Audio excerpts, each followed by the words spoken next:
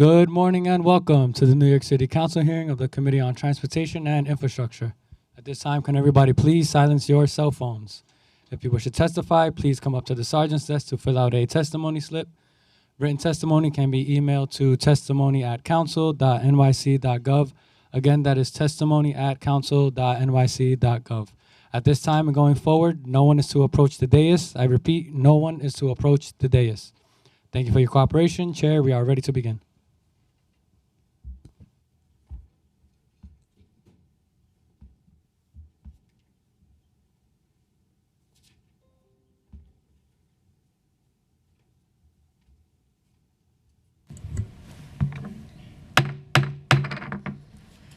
Good morning, and thank you for joining today's hearing of the Committee on Transportation and Infrastructure.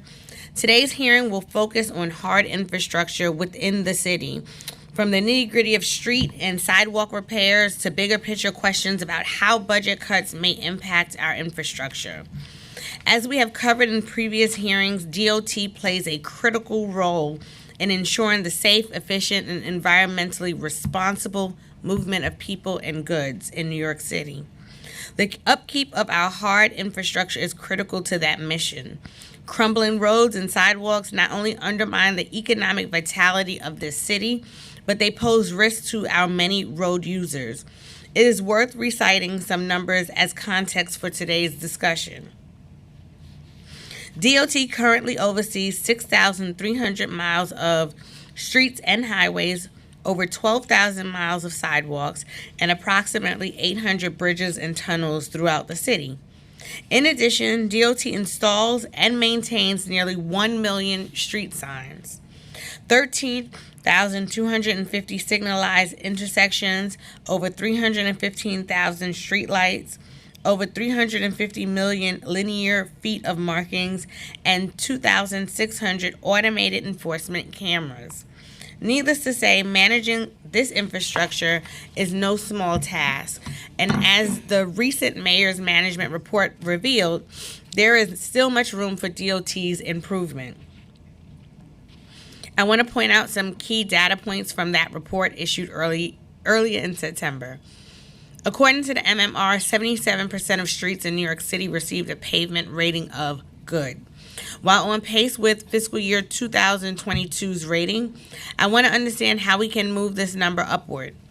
DOT repaired a total of 176,853 potholes, a decrease from fiscal year 2022. I want to know what accounted for this decrease. DOT inspectors completed 781,916 inspections, initial and post-audit, of permitted street work, a 16% decrease from fiscal year 2022. I want to know what accounted for this decrease and how staffing shortages may be contributing to this decline in inspections. DOT issued 27,441 summonses related to permitted street work, 17% fewer than last year. What accounted for this decline? Finally, the average response time to high-priority traffic signal defects increased by 26 minutes to 2 hours and 7 minutes, missing the target of 2 hours due to Winter Storm Elliott in December 2022 and heavy rains in April 2023. How will even more extreme weather events hamper DOT's ability to respond to high-priority repairs? And what is DOT doing to improve our resiliency in this respect? Of course, I do want to give DOT credit where work has improved. For example, DOT resurfaced 1,201 lane miles in-house, the highest single-year total since fiscal year 2019. Additionally, average time for DOT to repair streetlights improved to 3.4 calendar days. But I want to put these improvements in context and make sure that we are dedicating enough resources to improve on all fronts. I also hope to hear more about a few initiatives that I know have been central to DOT's hard infrastructure work in recent years. I'm very interested in learning more about the implementation of sustainable practices in street resurfacing. I know DOT has prioritized the use of recycled asphalt pavement, And I would like to understand what other material improvements it is considering with sustainability in mind. I am also interested in the state of repair of our many bridges, tunnels, and highways. Particularly of interest is the work that DOT is doing to fix the Brooklyn-Queens Expressway, including recent announced closure for emergency repairs. I know DOT has engaged in a long process to develop a vision for the future of BQE. I want to understand where that process is and what more can be done to protect this critical piece of infrastructure and the many New Yorkers who use it. Finally, as always, I am interested in how Vision Zero informs DOT's hard infrastructure work. Does it prioritize repairs in corridors known to be dangerous?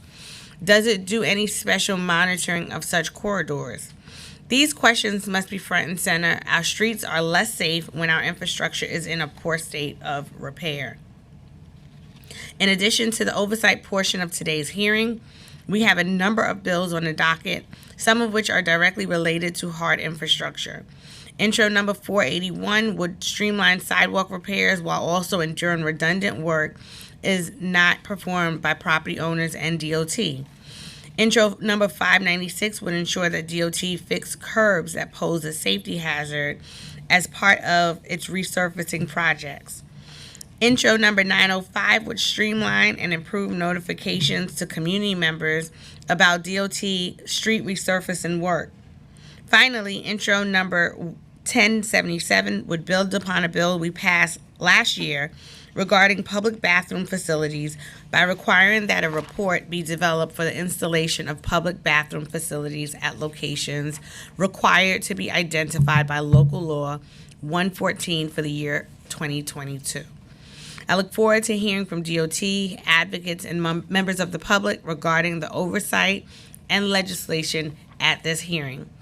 I thank my staff and committee staff for their hard work, Samuel Breitbart, counsel to the committee, Mark Chen, counsel to the committee, Kevin Katowski, senior policy analyst, John Basile, senior policy analyst, Jack Siegenthaler, my policy and budget director, and Renee Taylor, my chief of staff.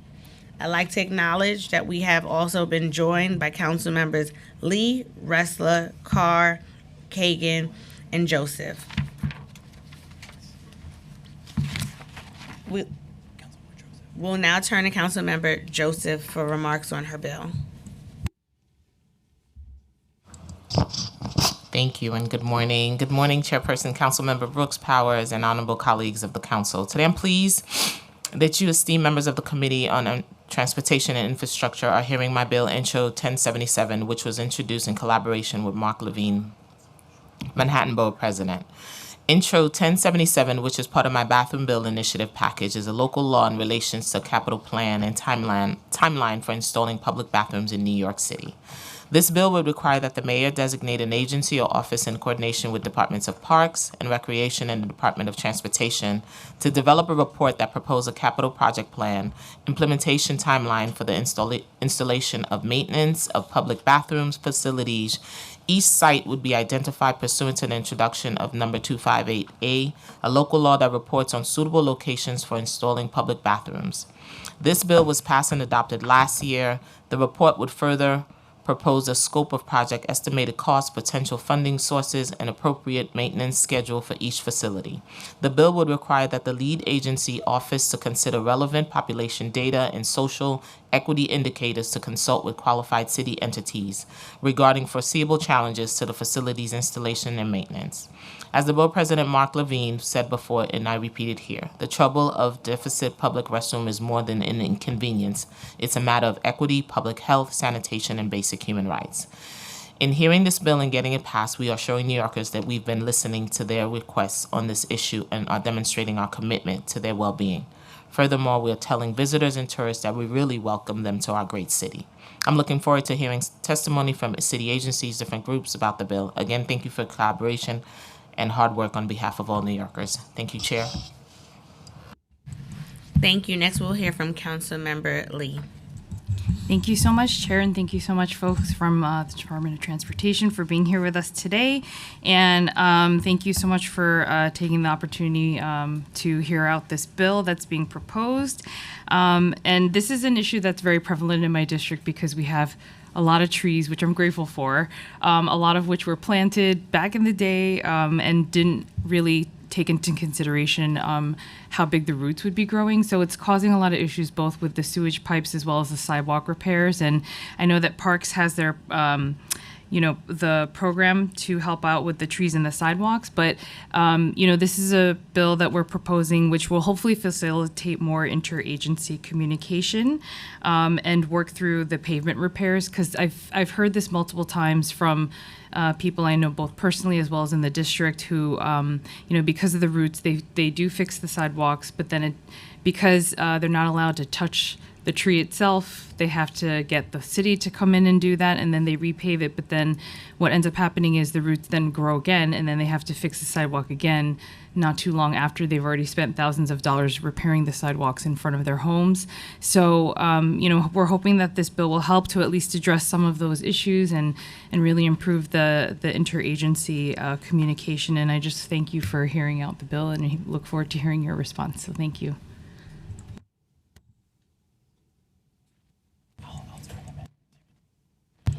Thank you. Next, I'll pass it to committee counsel to swear in the witnesses. Thank you, Chair. I'm Sam Breitbart, counsel to the Transportation and Infrastructure Committee of the New York City Council. Our first witnesses will be from the Department of Transportation: Margaret Forgione, First Deputy Commissioner; Leon Hayward, Deputy Commissioner for Sidewalks and Inspection Management; and Rick Rodriguez, Assistant Commissioner for Intergovernmental and Community Affairs. I will now administer the oath. Please raise your right hands. Do you affirm to tell the truth, the whole truth, and nothing but the truth before this committee, and to respond honestly to council member questions? Yes. Thank you. You may begin when ready.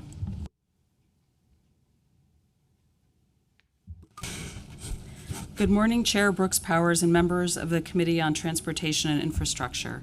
I am Margaret Forgione, First Deputy Commissioner at the Department of Transportation. With me today are Leon Hayward, Deputy Commissioner for Sidewalk and Inspection Management, and Rick Rodriguez, Assistant Commissioner for Intergovernmental and Community Affairs. Thank you for the opportunity to testify on behalf of Mayor Adams and Commissioner Rodriguez on hard infrastructure. DOT is responsible for operating and maintaining 6,300 miles of streets and highways. This includes maintaining roadways, curbs, and pedestrian ramps, and jurisdiction over 12,000 miles of sidewalk. All New Yorkers use roadways and sidewalks to get around, whether by foot, bike, wheelchair, bus, car, or other mode. And all of our goods travel to their final destinations on our streets. Maintaining streets in a state of good repair is a central part of DOT's mission and essential to the quality of life and economic success of the city. DOT resurfaces streets to address problems on the surface, including cracking, peeling, and patching, and replaces the top layer of asphalt pavement. This extends the street's lifespan and helps prevent potholes. The more we pave, the fewer potholes we need to fill. DOT has over $280 million in the capital budget to resurface 1,100 lane miles and up to 50 miles of protected bike lanes each year. We were pleased to have this amount baselined, as this means we can plan accordingly to maximize our efficiency. The citywide lane mile target is distributed per borough and then allocated by community board. Streets within community boards are then resurfaced based on condition. This process ensures that every community board will receive a fair share of resurfacing every year. To determine condition, DOT evaluates up to 90% of the city's streets each year. DOT street assessment inspectors rate streets based on the level of distress on each individual street, including cracking, patching, and surface peeling, and calculate a corresponding rating. We are also developing a way to automate these street ratings, which will streamline our process even more. DOT recently received $36 million of new capital funding for the replacement of our Harper asphalt plant. This plant and the Hamilton Avenue asphalt plant are key pieces of DOT's operations, producing nearly 700,000 tons of materials for our resurfacing crews. DOT is a leader in asphalt innovation, testing new mixes and developing recycling technologies. Our asphalt plants maximize recycled content and currently produce material with up to 40% recycled asphalt pavement. We are testing methodologies to increase recycled content with our vendors. In addition to our resurfacing work, DOT crews also fix potholes. So far this year, we have fixed nearly 140,000 potholes. We are committed to timely response to pothole complaints and respond within 2 days unless there are underlying conditions that require a larger project. Turning to sidewalks, DOT oversees and inspects 12,000 miles of sidewalk. DOT also repairs over 1 million square feet of defective sidewalk every year, primarily adjacent to 1 to 3 family homes and city-owned property. In recent years, DOT has dramatically increased our annual investment to replace sidewalks at New York City Housing Authority developments, many of which had not had their sidewalks replaced since the buildings were first constructed in the middle of the 20th century. In the last 5 years, DOT has spent over $44 million to repair over 2 million square feet of sidewalk adjacent to NYCHA developments, schools, and parks. All property owners are responsible for the maintenance and repair of sidewalk adjacent to their property, and DOT conducts inspections to ensure sidewalks are maintained. When conducting an inspection, DOT will review the entire block face, and if we find defective sidewalk, we issue non-monetary notice of violation to the adjacent property owner. The property owner then has 75 days to repair the sidewalk. After 75 days, the city may perform the repair and bill the property owner for the cost. In 2019, DOT stopped issuing notices of violation to 1 to 3 family properties for sidewalk defects that are entirely due to tree roots. DOT will still repair the sidewalk at no cost to the property owner when mobilized at the location, but new defective sidewalk complaints that mention tree roots are routed directly to New York City Parks. DOT will also be doing more for curb maintenance. We recently received an unprecedented nearly $21 million over 3 years to replace approximately 150,000 feet of new curbs citywide. An important note about curb maintenance: in order to repair the curb, DOT must also repair the first flag of the sidewalk. We also continue to have our in-house crews and contractors out every day to install and upgrade pedestrian ramps across the city. Turning to the legislation before the council today. First, Intro 481, sponsored by Councilmember Lee. This bill would require DOT, prior to issuing a notice of violation for a sidewalk defect, to determine if DOT or Parks already has plans to repair the same section of sidewalk. If so, DOT's notice of violation would need to notify the property owner of the planned work and not issue a notice of violation if such work would begin within 90 days. DOT coordinates closely with Parks and other agencies on sidewalk repairs. Prior to construction, DOT performs a conflict check comparing the sidewalk repair plan with DOT and Parks' scheduled projects and coordinates with the appropriate staff if there are overlapping projects. DOT and Parks also have a quarterly coordination meetings. It is important to note that a notice of violation for a sidewalk defect is a non-monetary lien, and there is no fine associated with the notice. In addition, DOT does not issue notices of violations for sidewalk defects caused solely by tree roots. Finally, in the last 5 construction seasons, less than 1% of sidewalk repairs by the city have been made within 90 days of issuing a notice of violation. While DOT supports the bill's intent to avoid redundant work, we believe this bill may have the opposite effect from what is intended. This bill would create confusion about who is responsible for making sidewalk repairs, delay such repairs, and thus potentially undermine sidewalk safety. We would be happy to discuss our current coordination efforts and how they can be improved with the council. Next, Intro 596, sponsored by Councilmember Schulman. This bill would require DOT to repair curbs that the department determines are safety hazards when resurfacing. DOT street resurfacing crews already notify DOT's sidewalk program of any curbs damaged during resurfacing or those that are defective. These locations are added to our list of curbs that need to be repaired and are prioritized. But curb repairs cannot happen as part of resurfacing, as curb material is different from resurfacing material and requires a different method of construction.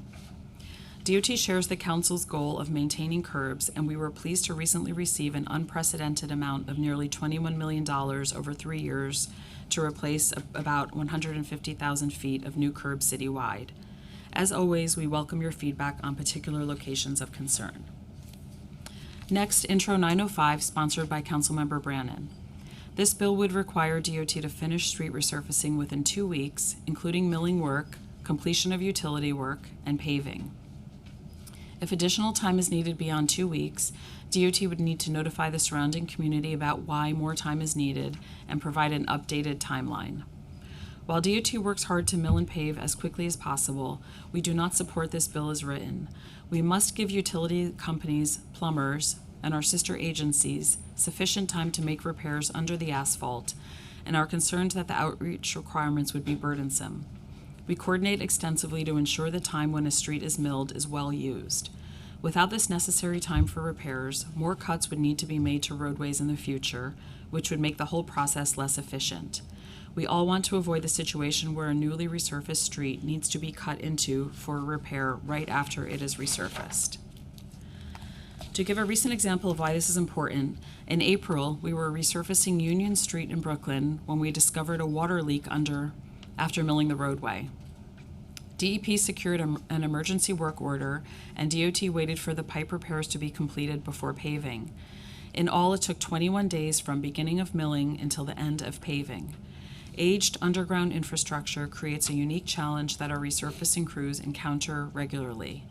We coordinate with relevant stakeholders and do our best to make sure a resurfaced street remains intact for as long as possible. The public may be inconvenienced with a milled roadway for longer than originally anticipated, but in return, they will get a smooth road for years to come. Moreover, it is critical that we maximize our capacity to ensure we can reach our annual resurfacing targets.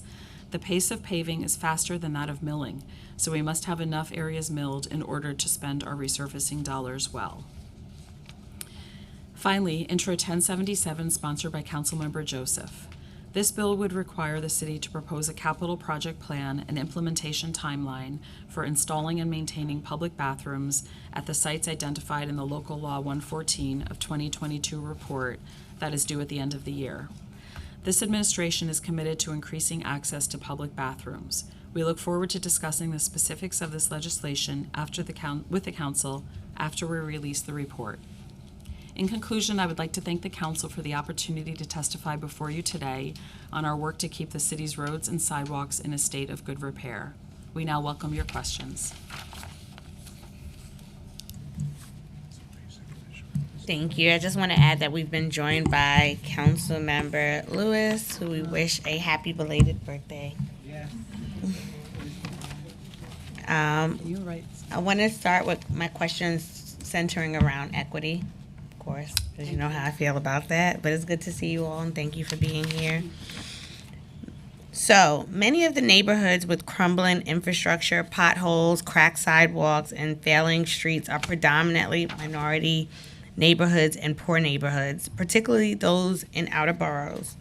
This is especially concerning because these public spaces are the way the people in the city stay connected with each other.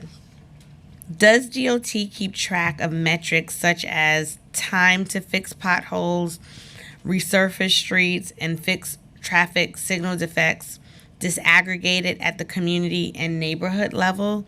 And if so, can you share that information? Okay, I can tell you that overall our citywide response rate for pothole repairs currently is 2 days.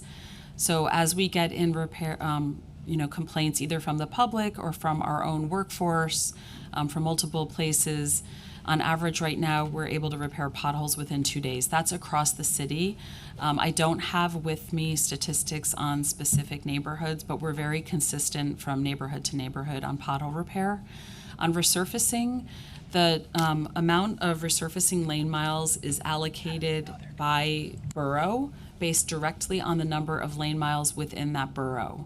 So for many decades, that's the way DOT has allocated our resurfacing target, directly based on lane miles within the borough. Then we break it down at the community board level, also based on number of lane miles within that community board. And then based on the street assessments that I was referring to earlier, we determine which streets are most in need of resurfacing.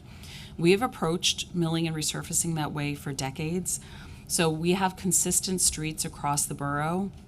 It's not correct that one neighborhood bears the brunt of more problematic streets than another neighborhood. But we're happy to get into any of that data after the hearing and share that with you. So if there's no aggregated data around, for example, potholes, how does DOT know if it's consistent? Well, we do have that data, and I can see if we can break it down by community board or by neighborhood, but I can tell you that across the board, consistently from neighborhood to neighborhood, the response time is 2 days. It doesn't vary widely from neighborhood to neighborhood.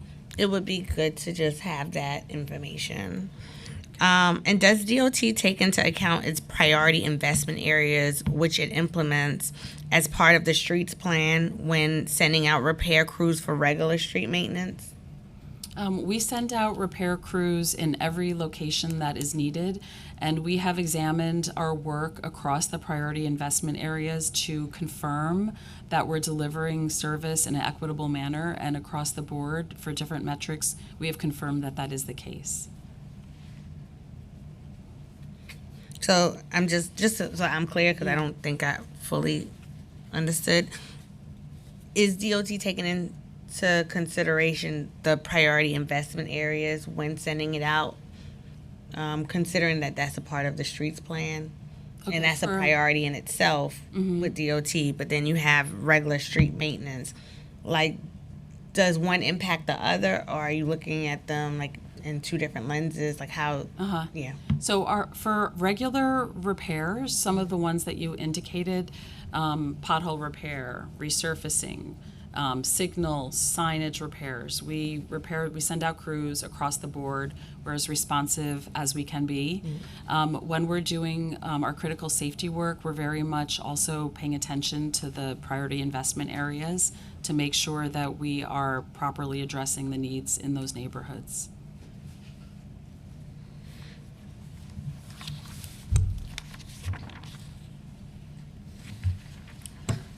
Street resurfacing cost increases. The average cost per lane mile to resurface streets has increased 21% over the last 5 years, from $158,620 in fiscal year 2019 to $191,855 in fiscal year 2023. While the average in-house cost of asphalt per ton has remained relatively the same, the average vendor cost of asphalt has increased by over 10%. Why has the average vendor cost of asphalt increased while the average in-house cost has remained the same? Okay, in general, the cost of asphalt fluctuates depending on the cost of petroleum-based products, right? It's an oil-based product, so that is usually what you see with the fluctuations. I do know that our in-house asphalt material itself has gone up, as the vendor asphalt has as well. If the numbers that you're looking at, the overall cost has gone down, manpower and other factors have probably contributed to the in-house cost staying lower. And of the 1,201 lane miles resurfaced in fiscal 2023, how many lane miles used in-house asphalt and how many used vendor-supplied asphalt? I have that breakdown for you.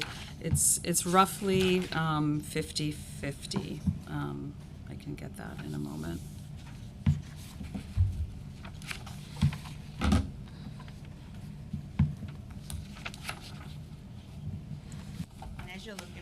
As you're looking for that, I'm gonna just throw in one more question. How much did DOT spend on in-house asphalt costs in fiscal 2023 compared to vendor-supplied asphalt? Right.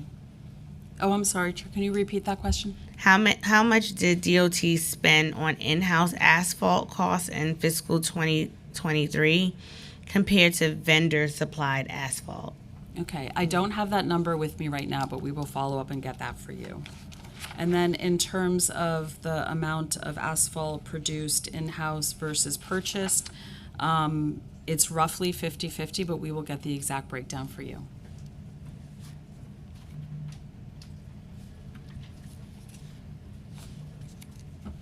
And DOT previously had a goal to repave 1,300 lane miles annually, which was reduced to 1,100 lane miles per year in fiscal 2020 and fiscal 2021.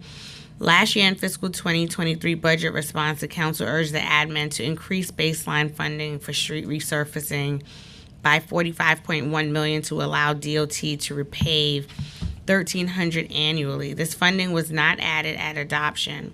The fiscal 2024 adopted budget maintains the repaving goal of 1,100 lane miles. Given that the budget only provided funding to repave 1,100 lane miles, is this resurfacing of 1,100 lane miles adequate to meet the city's needs?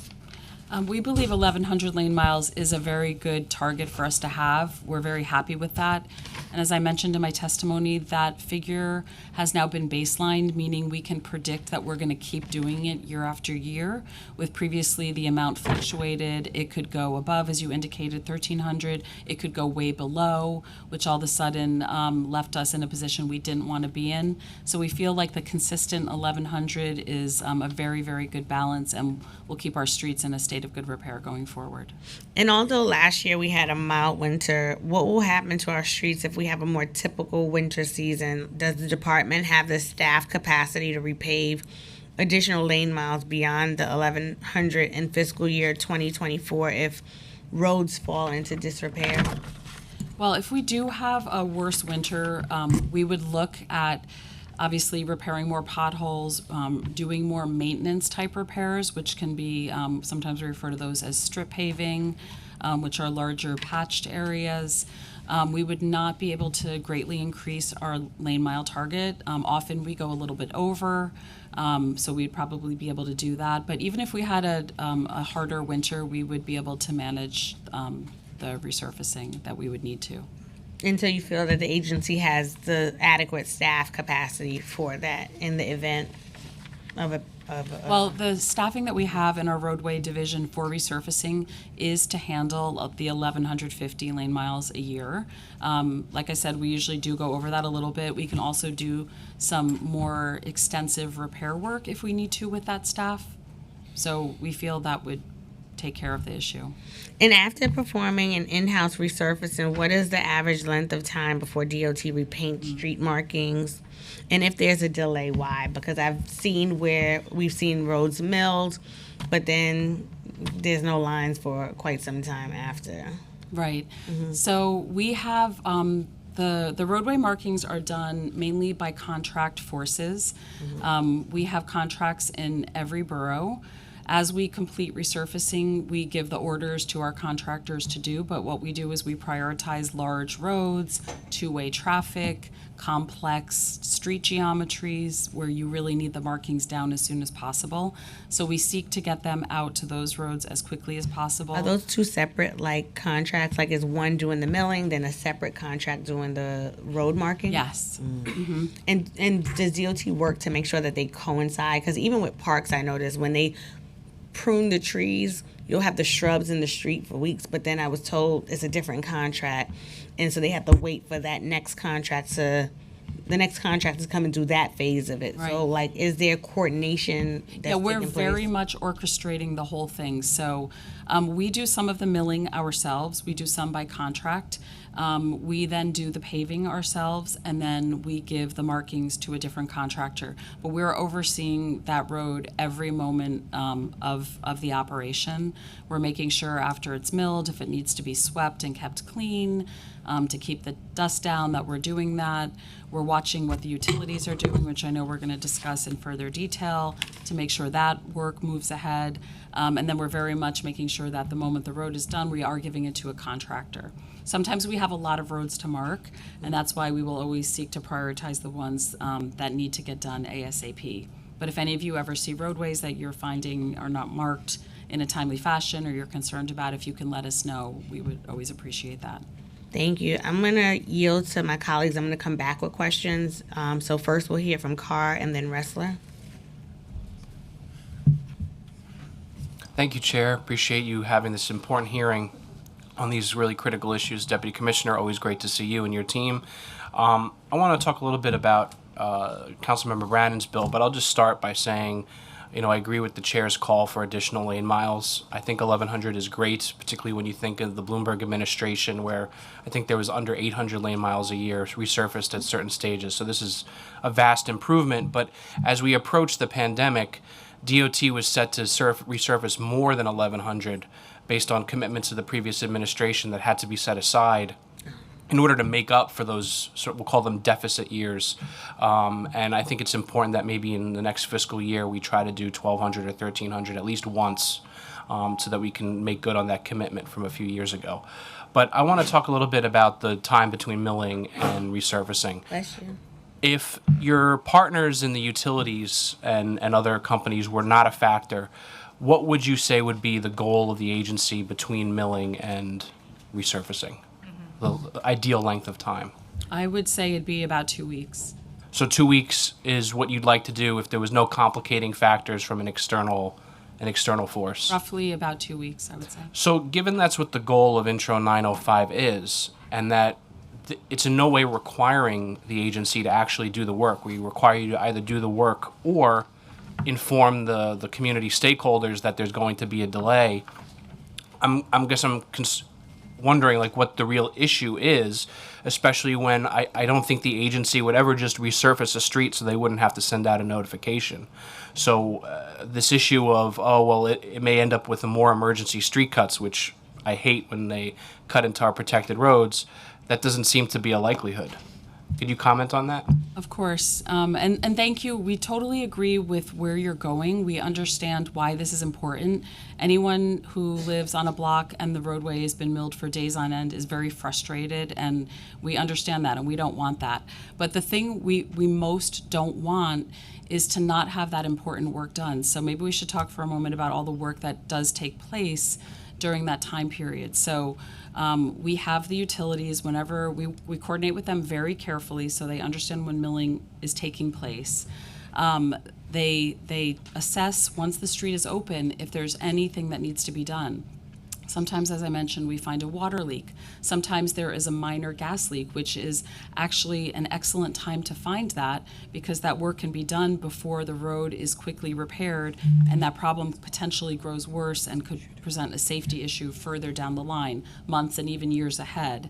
So the utilities do need to come in during that time, and I'd much rather have them take a few extra days and really repair the street right for safety reasons, and then also, as you indicated, to not come back in 6 months, a year, 2 years, and then dig up that fresh road again that we're not coming back for years and years to come. So I would much rather ask the public for patience on the milled roadway than have them in a few years get back a lousier street that has a street cut, to keep that intact street. And to your question is like, what is the harm of the bill? The bill would require that we would have to have staff. My understanding, the way I'm looking at that bill, is actually post information on the site. So that would require tremendous staffing in a time where obviously staffing is a problem for us, to go out and post individual tailored notices to that neighborhood and potentially do that many times over. So to touch on some of the current timeframes, about a quarter of our milling and paving work is done within 14 days. And then about 37% is done on top of the next category, is between 2 weeks and 3 weeks. So most of it is then done in that next 1 week period. And then we have 25% that is done between 22 and 28 days. And then we have a small percent that is done above that. So quite a bit, the bulk of our work is not done within the 14 days. So what that means is that we're going to be working hard to explain in terms that people can understand what the work is and when we anticipate it will be done. We'll be running around posting that. It'll be very burdensome to us. Yeah. Well, I think, just if I could briefly, Chair, and I'll finish up. I think the issue we have is you're asking the public for patience, and I think they would be understanding based on a lot of the circumstances that you've highlighted in your testimony and that we've all experienced in our offices dealing with the agency. But they're operating in the dark, right? And that's the whole purpose of the notification component. So I understand there's a certain level of a burden placed on the agency to effectuate that. But how can you ask them for patience if you're not communicating with them the why?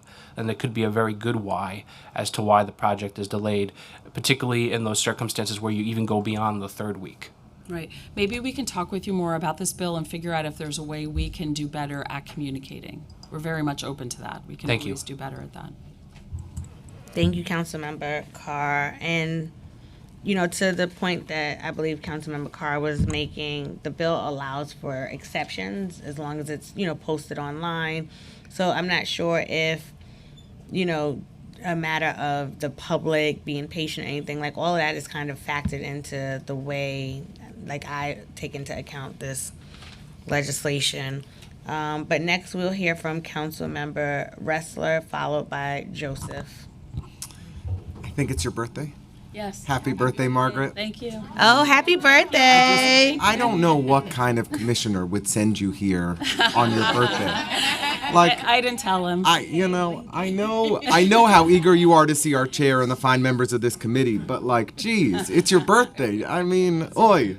But Margaret, you are a tremendous public servant. We're fortunate to have you in city government, and I hope you do get to enjoy some portion of your birthday outside of these few hours. That was my nice part. No, I'll say one other nice thing. I truly appreciate the working relationship we've developed, especially with the Brooklyn office and the intergovernmental team. We meet with Commissioner Bray every month. We go through 50 or more issues with him, follow up in writing on each of them, and him and his team are incredibly responsive. And on the kind of meat and potatoes, on the day-to-day work of the agency, it is a tremendously positive experience working with your team for me and my office. And this morning, I'm very happy to report that what I would describe as the street that's in the worst condition in all of District 33 is being repaved on Pacific between 3rd and 4th. So there are going to be a lot of very, very happy people in Boerum Hill this morning. Great to hear. It is.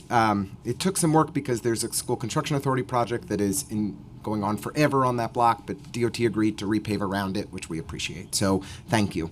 The MMR found 23% reduction in protected bike lanes, 40% reduction in bus lanes, 60% reduction in LPIs, leading pedestrian intervals year over year, and attributed the primary cause to our declines, and substantial and frankly jarring declines in these critical areas, to be around a lack of staffing. I think the most recent data I saw was 750 vacancies, 13% vacancy rate. Please tell me if you have more up-to-date figures. But deeply concerned that the hiring freeze is going to further undermine DOT's ability to catch up on this work. And since I'm out of time, I just want to ask two other questions for you to respond to briefly. Firstly, there have been huge delays in signals. We have streetlights approved, in front of schools that are huge safety priorities, and it will take 9 or 12 months to get them installed. And I hear that there are a lot of internal delays. You guys don't even want to share publicly that new streetlights are coming because of the severity of the delays, because you don't want to have mismatched expectations, which I understand. What's going on there? How do we fix it? And then thirdly, this is just one that I'm excited about. Repaving. Have we thought about climate impacts of this work? And are there, in places like Phoenix, they've started to use white and gray paint and other things that can have huge reductions in the urban heat island effect, as high as 10 to 13 degrees. Have we thought about pursuing alternative colors or doing different things, more permeable materials that could be beneficial for the climate realities that we're now facing? So that was a lot, but if you wouldn't mind, I'd be interested in your responses. Okay, thank you for those questions. Currently, DOT's vacancy rate is at about 10 to 11%. That is actually pre-COVID rate. We have been working very hard over the last year or two to staff up, to ramp up. So as we enter this new difficult time, we feel that we are actually in a very good place. Okay. For a lot of the work that we're talking about here today, those are crews that will not be affected So, for example, our resurfacing crew, Commissioner Hayward's concrete crews, those are crews that are charged to the capital budget, and we generally keep them outside of hiring freezes for that reason. So the infrastructure work that we're doing will be able to continue throughout. So we're feeling confident about that. Delays in signal new installations, yes, that is correct. We have a backlog in our contracts. We have a number of contracts that we are bringing online, and I can get you more details. I don't have that information with me today, but we do recognize that that should be moving more quickly, and we're anxious as well to make sure those installations. Do you think with the new contracts you'll be able to That- significantly speed up the timelines? That is the goal. That is the goal. So we can follow up with you after on a little bit more details on that. And then in terms of the climate impacts of paving, Commissioner Hayward in a moment can talk a little bit about some of our work we're doing with porous pavement, his crews, but we're also experimenting with new types of binders for our asphalt. We're looking at synthetic binders, which, it's a little bit of a misnomer, but it's like people call it like recycled asphalt because it can potentially use some recycled materials, plastic, to bind together the asphalt. The reason why we're very interested in that is because we can use colors. We can use red for bus lanes. We can use green for bike lanes. So we've experimented with that a little bit. Right now, that technology is extremely expensive.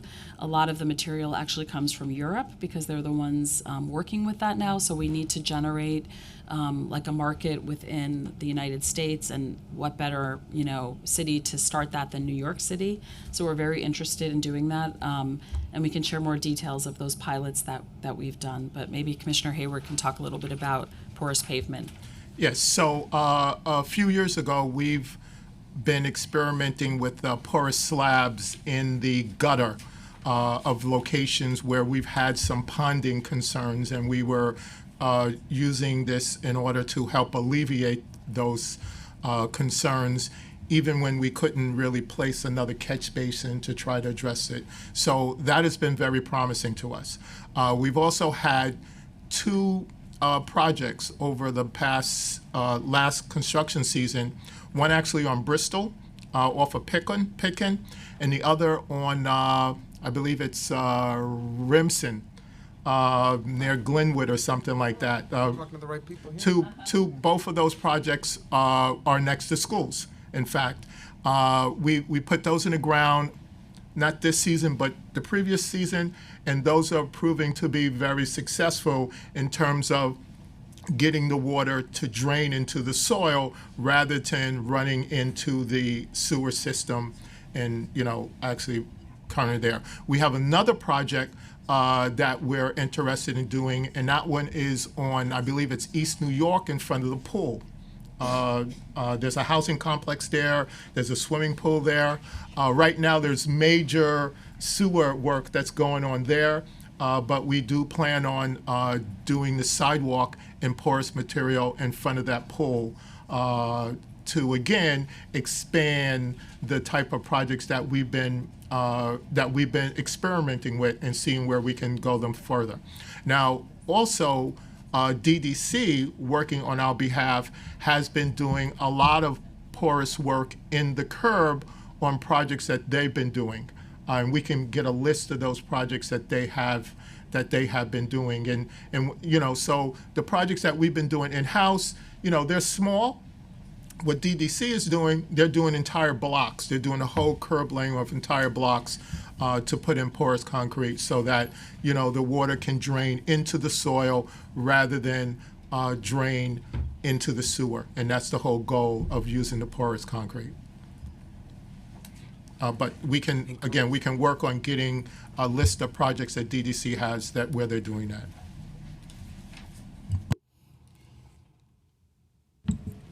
All right, thank you for the response to those questions. And now we have Councilmember Joseph. Thank you, Councilmember Lewis. I have quite a few questions. I wanted to find out any updates on Intro 258. DOT was supposed to provide a report since the bill was passed last year. We haven't received anything. Can you tell me what that bill was? Installing bathroom, a report onto where to install bathrooms in the 5 zip codes. I'm sorry. My understanding is that report is due at the end of the year. Yes. So we are currently working on that report. The report will identify a location within each zip code. It will also lay out the criteria that we are taking into account as we try to site those bathrooms. We very much agree with the bill. We are on board to get as many bathrooms up and operational, knowing it's a challenge in New York City, but we are working hard on that report right now. Thank you very much. So my following questions are, DOT has a target to install 250 speed reducers annually. In fiscal 2023, DOT installed 231 speed reducers, a 12% decrease from fiscal 2022 and a 20% decrease from fiscal 2019. Why did DOT miss its targets of 250 speed reducers in 2023? Can you please provide the council with a breakdown where these speed reducers were installed by borough? How is DOT ensuring that speed reducers are installed equitably throughout the city? And why does it take 10 years to install speed bumps? I've been getting a lot of calls from my constituents about them on three particular streets. So I don't know, maybe we can talk offline about that as well, but I'd like to hear the thoughts. Okay.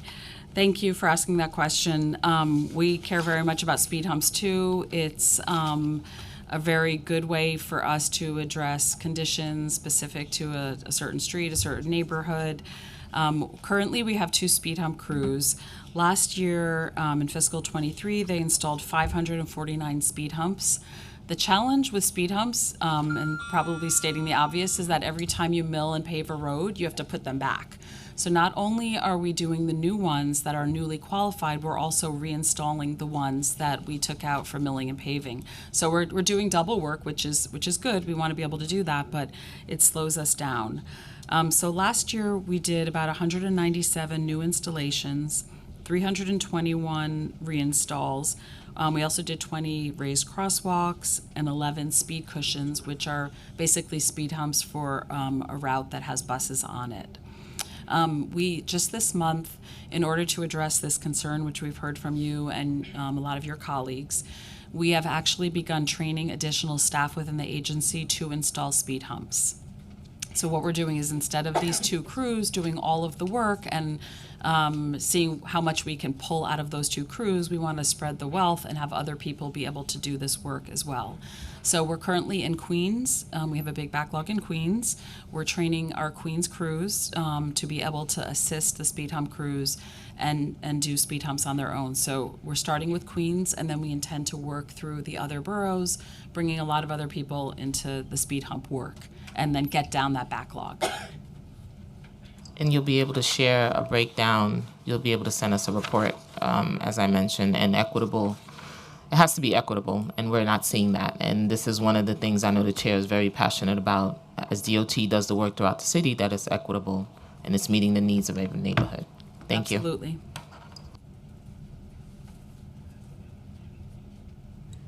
Next, we'll hear from Lee, followed by Lewis. Hi, good morning. Okay, so I want to just associate my comments with what Councilmember Ressler said. Instead of repeating all that, it's been great working with especially our Queens folks at DOT, and they've been wonderful. So just wanted to quickly add upon what Councilmember Carr had brought up earlier. So when our office calls, for example, because Hillside Avenue, just as one example, is like a really big thoroughfare east-west in my district, and it spans, I think, through a couple council member districts. And so, that has been milled for a while, and when our office called DOT, they said it's going to be 4 weeks until it gets repaved. So I guess even for our offices, is there a way to communicate to us? Because when we asked why, because people will call us, right? And so at least if our council offices are made aware of the reasons why, I think that would help. Because like you said, I can imagine an avenue like Hillside Avenue being very complicated, and there's a lot of stuff underneath the surface that needs to get addressed. But if we can also get access to that information, I think it would help us to alleviate some of the angry calls we sometimes get about the billing. So just wondering if we could have access. Yes, Okay. happy to talk with you more, figure out how we can get you more specifics on certain corridors and locations so that you're armed with that information too. Yeah, because I will say, I think it definitely helps to calm down a lot of the phone calls we get too if they understand the why. And then once they get that, they're like, okay, we get it. We'll be a little bit, I think it helps with the patience aspect you were talking Right. about. And then just in terms of the bill that we're proposing, so I just wanted to know really quickly, and please at any point correct me if I'm misunderstanding the process, because I could see how you're saying that the first part of the bill may be redundant in terms of the communication because you guys do meet quarterly with parks. But I guess my question was more around the cost to the homeowners, because even though it's a non-monetary violation lien, it's still a lien. So what we've been hearing from a lot of the homeowners is that the lien impacts if they're going for refinancing or if they're trying to sell their home, or so in other words, even though it's a non-monetary notice, it still has a financial impact. So I was just wondering if that was something that you'd be willing to maybe have further conversations about, and then also if you could discuss, because I do think it makes sense to, have bills out there that work for both the agency and the constituents and the council. So if you could just delve a little bit deeper into why you think this would create confusion about who's responsible for making the sidewalk repairs, I guess from the homeowner perspective. Okay, so I'll start and then I'll ask Commissioner Hayward to jump in. So in terms of logistics, our inspectors that are out there would need to do quite a bit more research in the course of their daily duties. So we estimate that each one, it would take them probably about 20 minutes more per location, per violation or notice of correction, in order to research what the bill would request and then incorporate that into what they do or what they don't do. So right there, that would kind of really slow us down. And being that only about 1% of property owners are encountering the situation that the bill tries to address, we feel that maybe that is just really bogging down the process too much, and it will just affect our overall sidewalk program by doing that. That's kind of the most critical issue that we have, but I'll let Commissioner Hayward explain it a little bit further as he oversees the staff that actually do the work.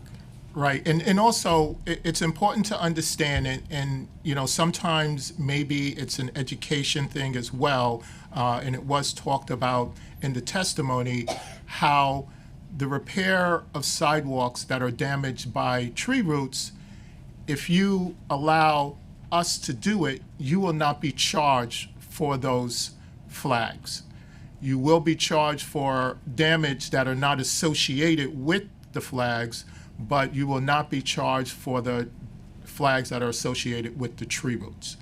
And my understanding, though, is that for new cases, though, those are getting forwarded to parks first, though, right?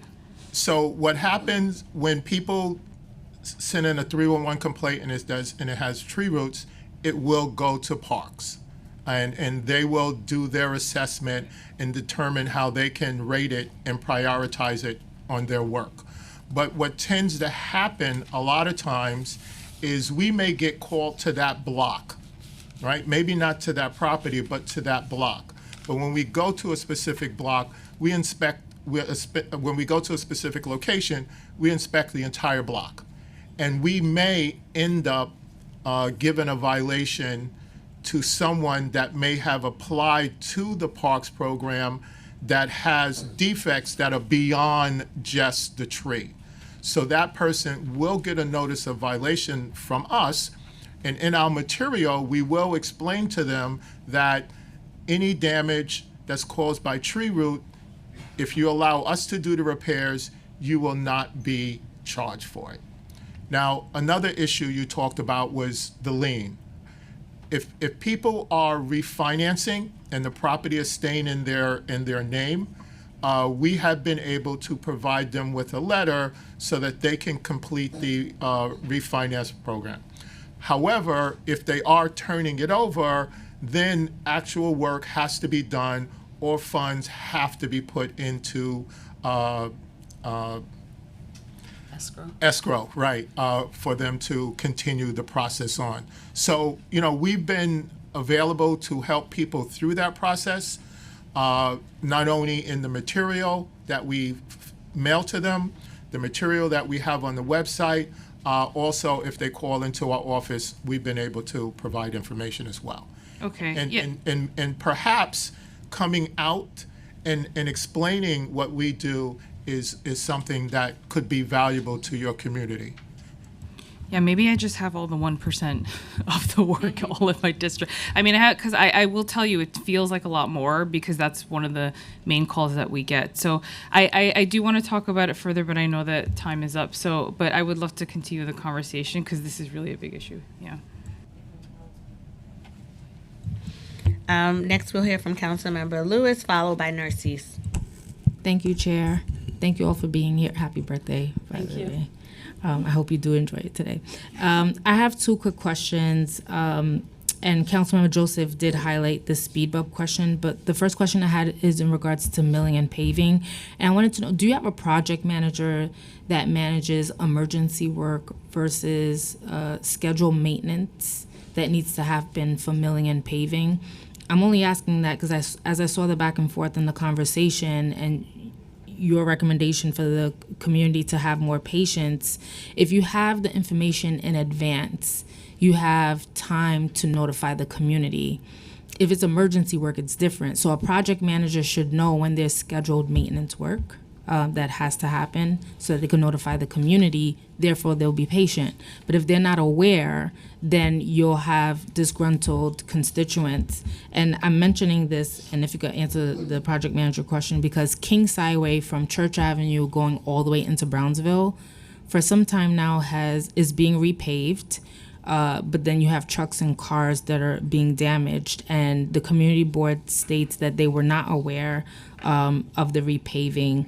We have the same issue in the Midwood area where DEP came in to do work. DOT came in and paved, but didn't pave it correctly, so there's a gaping hole and there's cars falling in the hole in the Midwood area. Same thing on New York Avenue, new buildings are going up, DEP comes to do work, DOT has to come in and do paving, and we still have a gaping hole in the middle of the street. And this is now going on for 2 years. So I just wanted to know first, regarding milling and paving, emergency work versus scheduled work, do you have like a project manager? And the second is in regards to speed bumps and reducers. I wanted to know, are these types of work contracted out? I heard that you're going to be hiring new staff and training them, but is this type of work contracted out to help with the backlog? And why are school zones not, requests for speed humps for school zones not prioritized? Okay, thank you for the questions. First, on the speed humps, that work is all done in-house, and we're not actually hiring additional people. We're just training other staff that we currently have to get them proficient in doing that work. When it comes to prioritizing speed humps, we do work closely with our borough commissioners on locations that are by senior centers, by schools. We do seek to prioritize them for installation.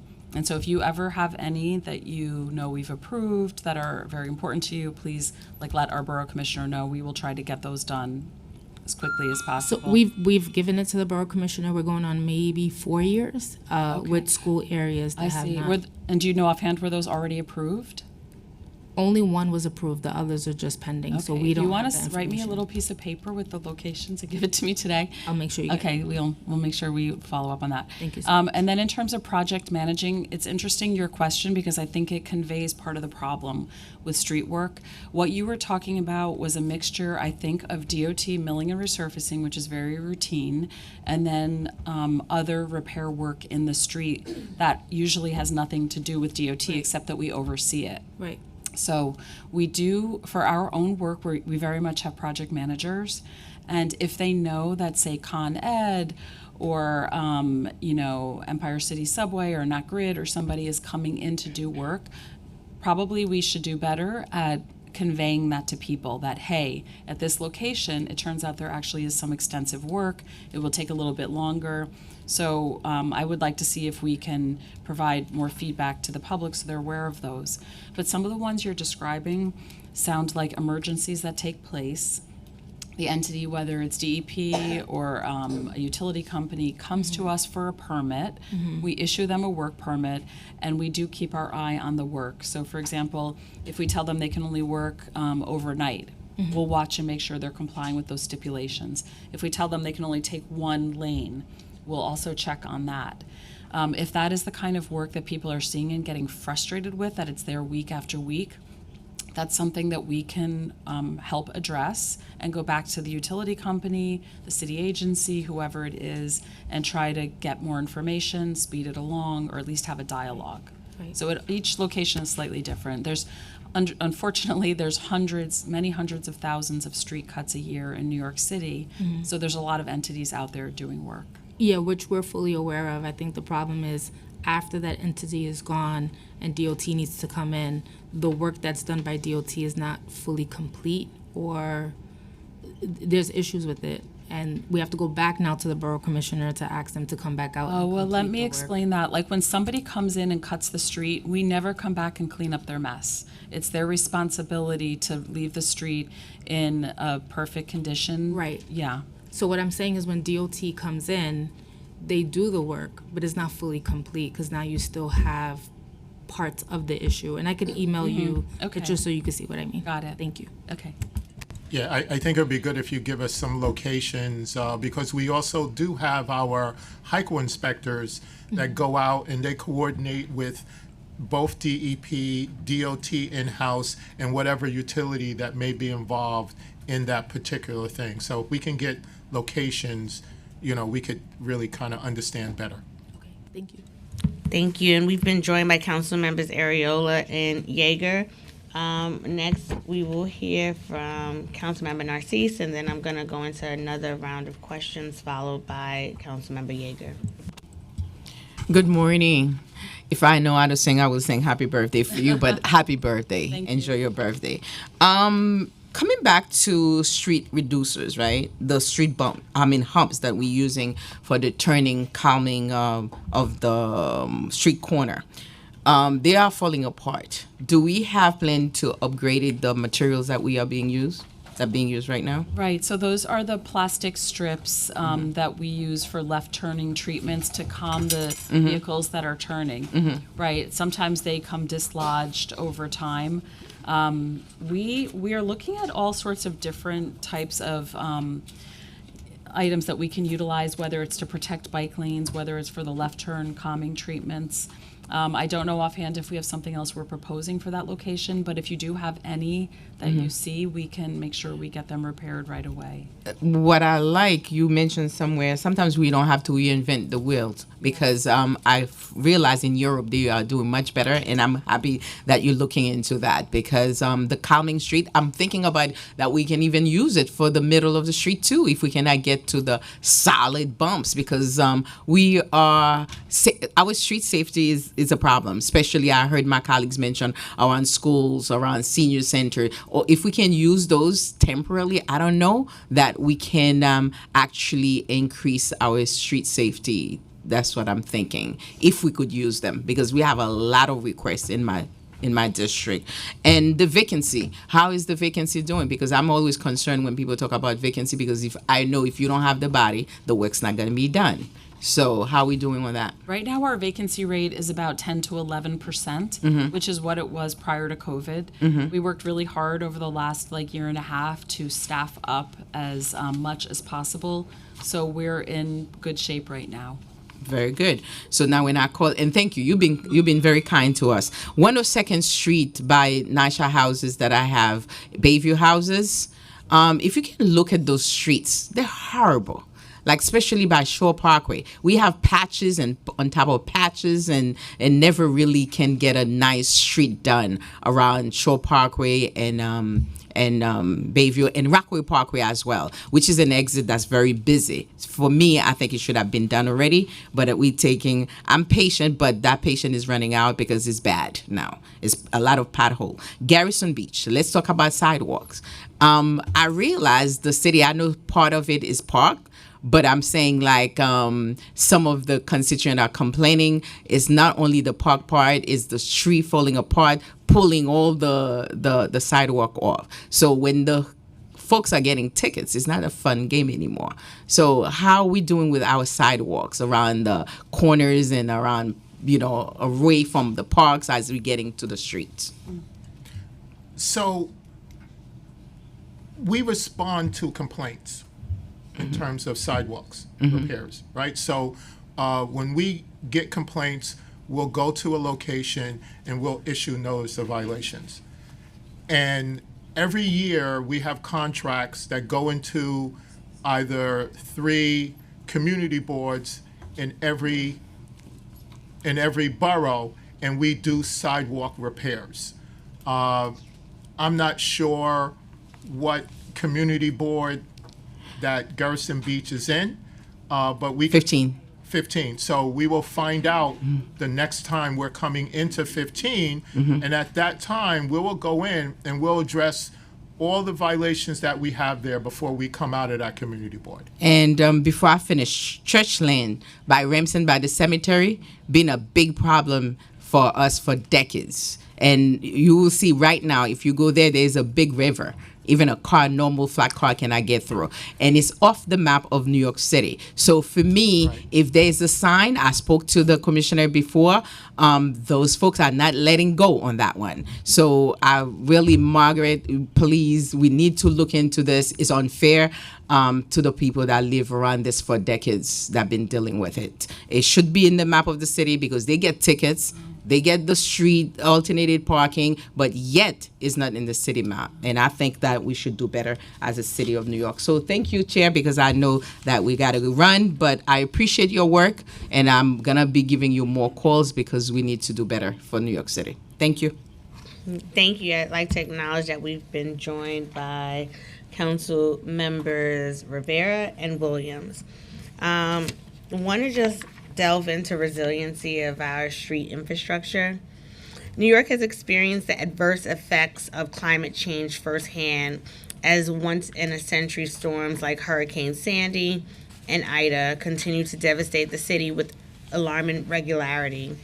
In fiscal 2023, average response time to high-priority traffic signal defects increased by 26 minutes to 2 hours and 7 minutes, over the DOT's target of 2 hours. According to DOT, this increase in response time was primarily due to 2 major weather events, Winter Storm Elliott in December 2022 and flooding rainfall in Brooklyn and Queens in late April 2023. Both events caused a drastic surge in call volume over a short period of time, resulting in delays to resolution times. As weather extremes caused by climate change become more common, what is DOT doing to ensure they are adequately resilient upgrades to our transportation systems? Okay, thank you for the question. In terms of the signal issue that occurred twice that you talked about, one thing we've been talking about is in anticipation of other big events, making sure we're working with our signal contractors to plan and anticipate some of these issues in order to have more manpower ready and available to make sure that response time is more manageable. Obviously, that's not the key goal in the future. We need to make our city more resilient and make sure that as we have these things everywhere, we're making plans for that. So we talked a little bit before about some of the work we're doing with permeable pavement. We're working very closely with our fellow agencies, with DEP, with emergency management. We've, in recent months, evaluated a bunch of locations that are chronic flooding locations in order to better notify people about them through signage while we figure out ways to address them, so that in times of flooding we're directing people to exit those roads. We have a number of resiliency projects that are underway. One is at Battery Park and West Street, new floodgates to protect our tunnel that all of you are familiar with. This is the tunnel that goes basically from the FDR to the west side. And then floodproofing at our Whitehall and St. George ferry terminals, as well as our ferry maintenance facility. We have projects that are in development for those locations as well. Any in Rockaway? I will let you know if there are any in Rockaway. Yeah, if we have information on that now, we'll share that with you. If not, we'll get it afterwards. And how does DOT prioritize which neighborhoods receive resiliency upgrades and work? Well, we work very closely with obviously DEP, OEM, looking at flood charts and all the data prepared by the federal agencies as well. And we obviously assess where we have the biggest vulnerability as a city. And earlier this month, the mayor announced that all city agencies will be required to reduce their budgets by 5% beginning in November. Budget cuts could be as high as 15% by next spring. Given the DOT's budget totals over $1.4 billion annually, these proposed budget costs could cost between $73 and $220 million. How is DOT preparing for these budget cuts, and how will this affect the city's transportation infrastructure? Okay, we're in the process right now of assessing how we take those cuts. We're having very thoughtful discussions. We're looking under every rock. We're trying to figure out the way that it can at least impact the operation. But we do understand with a cut like that, there will be some impacts. We're working now to figure out how best to take them.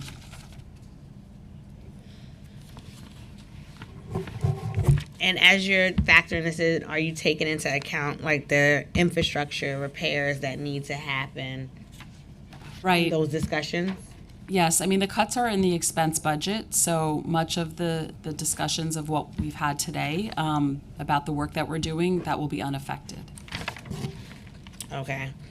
And then, can you provide the committee with the MWBE percentages for DOT contracts for fiscal 23 and the projection for fiscal 24? Specifically, how many contracts are awarded in-house? How many are used for outside vendors or subcontractors? How many contracts were granted to New York City-based businesses, and how many were granted to businesses located outside of New York City? Okay, we did not come prepared with that information. I apologize. But what I can tell you is that this is a tremendous priority at the Department of Transportation. Commissioner Rodriguez is constantly working with the staff to make sure that we are advancing these goals, everything that you just cited, and we can follow up with you with the details. With the follow-up, I'm just add another question for you to follow up with also. How many contracts were granted to women-owned businesses, and how many were granted to businesses owned by people of color? And I'm always interested in the diversity within diversity. So when you all break it down, when you look at people of color, if you could break it down in terms of Black, brown, and Asian and other. The details of that, yes. Yeah, I like to be as granular as possible, if possible. The BQE partial closing that was recently announced last week. DOT announced that the first of 3 projected closures of sections of the BQE, which will take place from October 14th at 2 a.m. through October 16th at 4 a.m. This closure will reroute traffic along Brooklyn streets, including Atlantic, 3rd, 4th, and Flatbush Avenue. Traffic from the BQE carries more than 150,000 vehicles per day.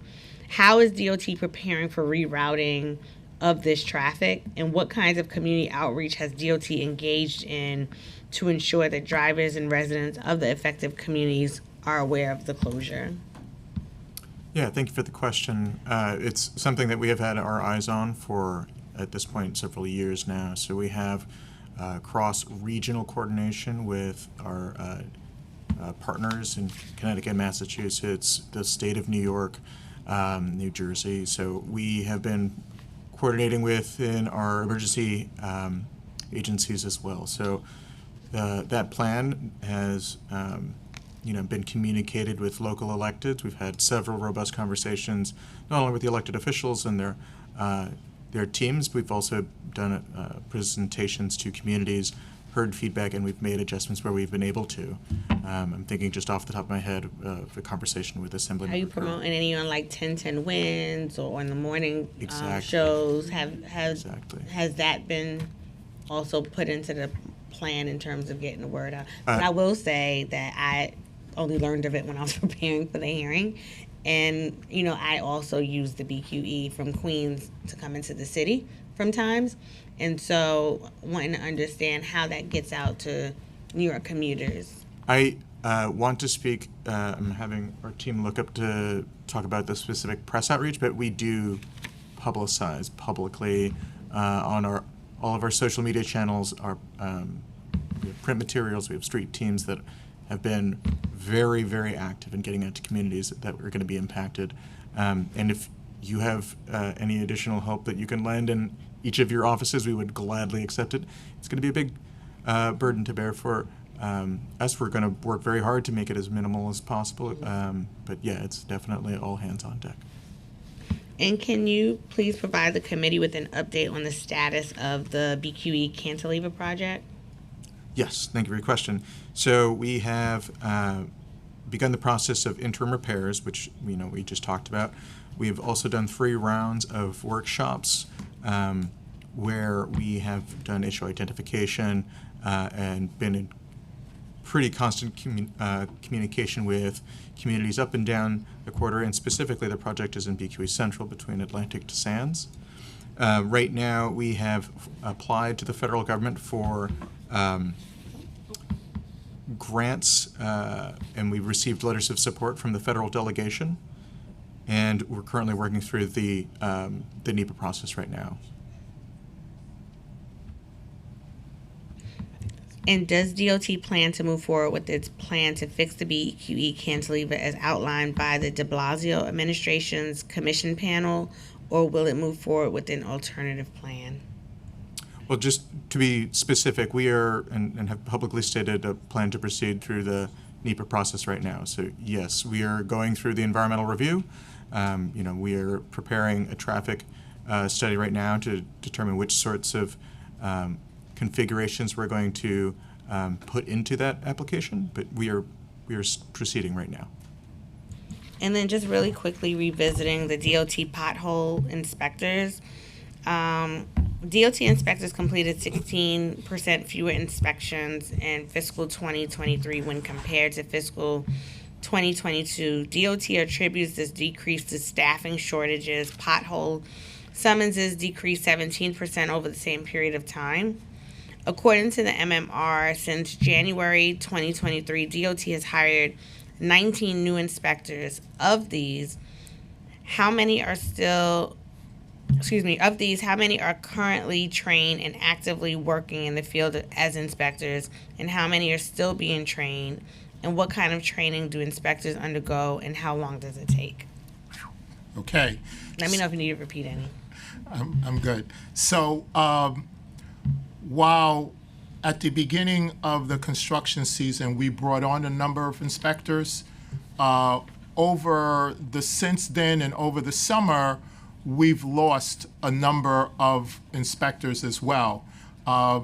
One of the reasons why we are losing inspectors is because of the exams that have come out in other agencies. So they've taken exams and gone on to other agencies. Presently, we just did interviews to hire on a number of 21 inspectors that we lost since the last hiring. So we have a very high turnover in that apprentice inspector title because there's other opportunities that they're constantly looking for. When we bring an inspector in, we obviously send them into some classroom training, and that goes on for about a month. Then we pair them up with other inspectors that they go out in the field, and they usually will work with a number of different inspectors for another 2 to 3 months. Then we begin to send them out on their own. So after about close to 6 months, we're able to put an inspector in the street to work on their own. So, a big part of our numbers this year has been because we've lost and had to retrain inspectors throughout this year. What is the qualifications for the inspectors? For those viewing, if they wanted to become an inspector with DOT, what qualifications would someone need? The main qualification is a driver's license. Really? Absolutely. And what's the range for the salary? I believe it's like the starting salary is in the area of $33,000. Do you think that the salary also impacts the retention piece? Absolutely. Absolutely. And we've been speaking with our in-house HR. We've reached out to DCAS as well to discuss how we can work on increasing their requirements just a little, i.e. a high school diploma, and being able to bring them on at another level. So when they first come in, they're apprentice level 1, and they go up to 5, right? So, and each year they get another bump in their salary. So we've been working with, again, DCAS and our in-house people to try to increase that qualification and then be able to bring them on at a higher level instead of bringing them at the level 1. So we've been working toward that to try to see if I can bring people on at a higher salary and then I can keep them on board longer. And they only could come in as an apprentice? They don't just come in as our regular hire? So they come in as an apprentice inspector. They're a full-time employee. The program is a 5-year program. And they're paying into the pension at that point and Absolutely, everything. yeah. Now, if they have like an associate's degree in certain technical area, we can then bring them in at a level 3. And we have brought a small number of people in at a level 3. Because of that, they've stayed a little longer because their salary was a little How much higher. do they get paid? I don't know the level 1, but I'll get you the levels of all their apprentices. No, they actually go up into the high 50s once they reach their 5th year. And with the level 1, because if you only need a driver's license, you don't even need a diploma. Are you doing recruitment at the high schools across the city? We've been recruiting everywhere. In fact, we've gone to all the hiring fairs. The city has done hiring fairs, and in fact, not this last group, but in the middle of the summer, we went to a hiring fair. I think we picked up like about 14 or 50 people at that hiring fair alone. Okay. And so we've been going all over the city, reaching out, trying to bring people in. And, you know, they have various backgrounds when they come in. Obviously, not just, you know, construction knowledge. They could be drivers, you know, for UPS. They could work in a pizza shop. They could do security. So they all come from a various background. So thank you for that. Next, we're going to hear from Councilmember Yeager, followed by Areola. Thank you, Madam Chair. Good morning. Happy birthday. I don't want to beat the dead paving horse, but I just want to add my thoughts to Councilman Carr, Councilwoman Lee, and Councilwoman Lewis on the managing expectations aspect. You know, the bill doesn't actually require you to change how quickly you mill. It's a matter of just getting the information out. And what I find, and I think my colleagues alluded to that as well, is that we find ourselves kind of making excuses or trying to manage the expectations of, well, this is why it takes this long. And I think if the information was just out there, it would be okay, as long as we can just point to when the information is. I think people would accept it's taking 3 weeks and this is why, rather than they'll get to it when they'll get to it and there's a good reason why it's taking that long. And by your own testimony, you said that more than a quarter of the space between the milling and the paving takes more than 3 weeks, possibly more than 4. That final category, that 25%, that takes between 21 and 28 days, and some a little more than that. So I think it's just a matter of managing expectations. The bill doesn't actually require you to change anything. And by way of example, your office, as you know, was very helpful to my office in the last couple of days in adjusting a schedule of a paving that fell on an inconvenient day. And I think just managing that expectation of when it would have happened would have kept a lot of folks at your agency, at my office, and most importantly, the neighbors on the block from pulling their hair out over it. So I just want to lend my voice to that. Very briefly, you mentioned that it's not your job to clean up the mess that others do when they mess up a street due to a digging or something like that. And I agree with you, it shouldn't be your job.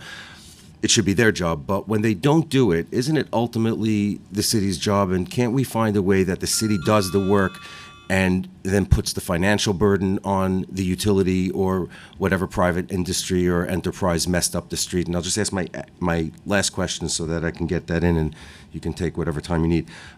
With regard to parks fixing the sidewalks when the damage is caused by a tree or a tree root, as you know, I'm not going to give you the whole iteration of how it happens, but in essence, they have this 100-point scale. They go out, they look at a sidewalk, and then they say, well, this is 70 bad, this is 80 bad, this is 90 bad, this is 30 bad.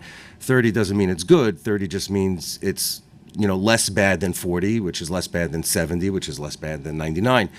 And we did a hearing here 3 years ago where the Parks Department acknowledged that there were sidewalks on their list for over 7 years that needed repair and hadn't been done.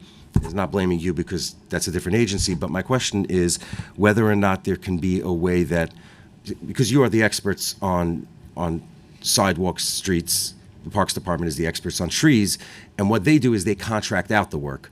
Whereas you do it in-house and you have a team of people who are trained to do this who work for the City of New York.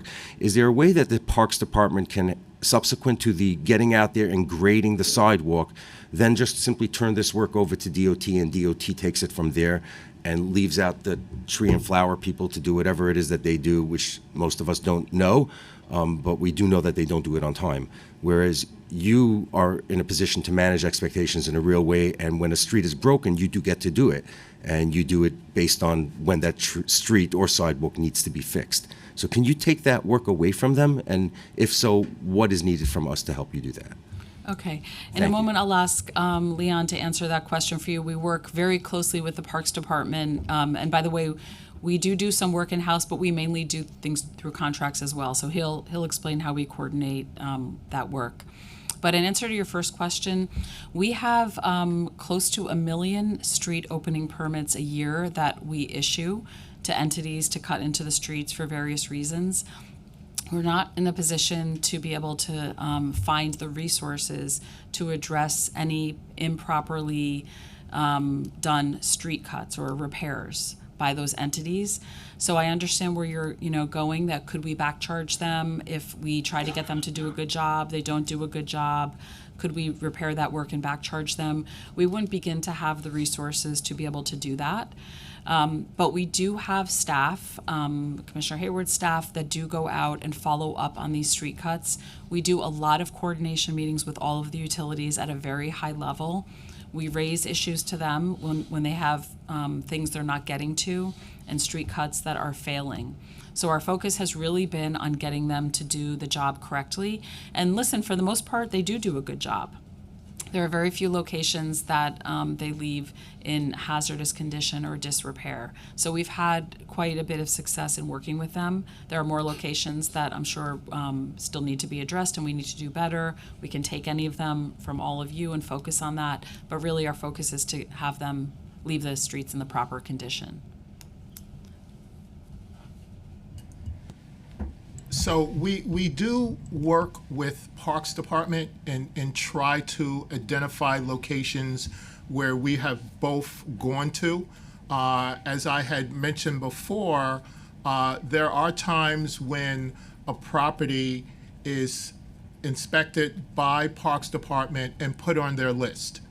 And then DOT may come back to that block because we got a complaint, maybe not that property, but another property, and we go and we inspect that entire block, and we end up putting a violation on a property that Parks has already inspected. And that could be a 60, that could be a 50. And so now that property becomes ours because we issued a notice of violation to them. We told them that not only is there tree root damage, but there's damage beyond the tree as well. And so we will come, when we come into the community board, and we will address that. Even if the damage is all tree roots, we will also take that into our system. And when we come into the community board, we will address that as well. One of the problems that we have when we do that, when we issue a notice of violation to a property owner that's been looked at by Parks, is they say, hey, we're in the Parks program, why are you giving me a violation, right? So nobody wants to get a notice of violation about their sidewalks. But the main reason we end up giving it to them is because the defects are not just tree related, they're related to the other part of their sidewalks. And so therefore, we have now been given prior notice, and we now have to address that. Now, how do we work with Parks Department to have that inventory rolled into ours? That would take some work, but that also would require us to go back out, do inspections, and then issue violations to those properties as we see fit.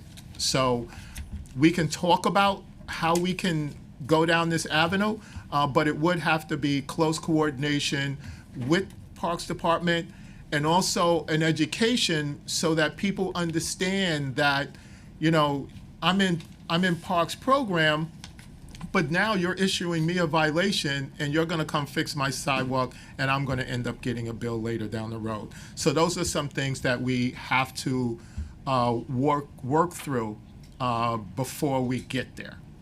Madam Chair, a quick follow-up to this answer. I appreciate that, and I understand that it's not a fail on DOT's part per se, and I don't want to relitigate Councilwoman Lee's questions earlier about the 1%, maybe it's all in her district or not. But I think the issue that, first of all, we don't want New Yorkers to get violations for sidewalks that aren't their fault, but speaking from my borough at least, there was a period of time that exceeded 1, 2, or maybe even 3 years that the Parks Department didn't even have a contract for a sidewalk fixing company to do this work for a variety of reasons that are not my fault and not your fault, but be that as it may, sidewalks weren't getting fixed. And I think that the idea of simply just taking the sidewalk fixing work away, leaving aside the tree roots, which is obviously an issue that, you know, only the arborist folks know what they're doing. But if you're contracting this work out to to companies that know how to fix sidewalks around tree roots, it all ought to be done by one agency. It shouldn't be the Parks Department's job at all. Let them come and inspect it and say, yes, this is our route, and this route did cause the damage indeed. Fill out a form, great, and then just send it over to the folks who know how to fix streets, and that's you. And this way, you're in control of the entire street and sidewalk fixing program in New York City, both those that are caused by standard wear and tear and other defects and bad work, and also those that are caused by trees that have outgrown the flags on the sidewalk. And I think pushing this off to you makes a lot of sense. I'd like to know if there's a way that we can get this work all into your agency and away from Parks at some point. We're happy to keep talking about that. I know Parks is extremely protective over trees, so I want to hurt the trees. We want to just fix the sidewalks. I understand. And I think every member has the same. Certainly in the suburban style neighborhoods that a lot of us represent, we have the same issue. We have very old neighborhoods with, in some cases, 70, 80, 90-year-old trees. We don't want you to touch the trees. We do want to fix the sidewalks. So if there's a way we can do that and all work together to get this work into your agency, I think it would make a lot more sense. And that's not a question. So thank you very much. Thank you Madam for Chair. that. And, you know, I wish the agencies were just as diligent about fixing and repairing these sidewalks as they are about issuing notices of violations, because I know in my district we have a few that we are working with the Parks Department on, but it takes so much to even get to the point where it gets on the list. And then when it's on the list, it's then now into the next year in terms of when that's going to take place, creating a lot of liability for homeowners. And what we're seeing. So if there was any way that we could speed up that process, or maybe there's a task force between the two agencies that could be put together when these type of things come in to move it along quicker, that may be something that the agencies may want to look at. Legislatively, we will look at some options as well. I also want to acknowledge that we've been joined by Council Members Juan and Williams, and next we will hear from Fedius and Rivera. And next we'll hear from Councilmember Ariola. Thank you, Chair. So I want to talk about bike racks and not the installation or repair. I want to talk about bike racks that would need to be removed when they're not being utilized, especially on busy commercial corridors where they're taking up much needed parking spots. So what is the protocol for DOT to remove the bicycle racks when they're not being utilized? And it is documented by the elected official, the community board, and the local civic association with photographs, and it's been tracked. Okay, we would like to talk to you more about the detailed locations. I have a feeling we're going to have sort of a philosophical difference in that we do like to provide the cycling infrastructure even in advance of the cyclists greatly utilizing that infrastructure. So the idea is that if we have things in place, bike lanes, bike corrals, which is what I think you're referring to, bike racks, this will facilitate an increased usage. So we wouldn't want to be too hasty in taking that infrastructure out, but we're happy to talk with you about locations that are on your mind of concern. Just echoing the point that you were making about how they're in the ground and taking parking, one of the things that is also competing is, when we daylight the ends of corners, we often put the bike rack in the last position, so that improves sight lines, so that, we do here, especially in neighborhoods that have more reliance on car commutation, that like you can't see around the corner and there's vision zero consequences for not being able to see. And so we found a lot of safety benefits. It's one of the tools that we use. There are many tools that we use as a way to keep people safe too. So that's a part of the justification. Even though there might not be cyclists, they do provide a benefit for pedestrians that are walking around in those commercial corridors too. And I get that, but this is completely not the situation for this particular bike rack. It is in the middle of the block. It is actually outside of a bike shop, and it's still not utilized. And all it is a collector for garbage, and it has to be. So I will talk to you offline about that, and we are in contact with our borough commissioner and our borough team on this issue as well. So thank you for the time.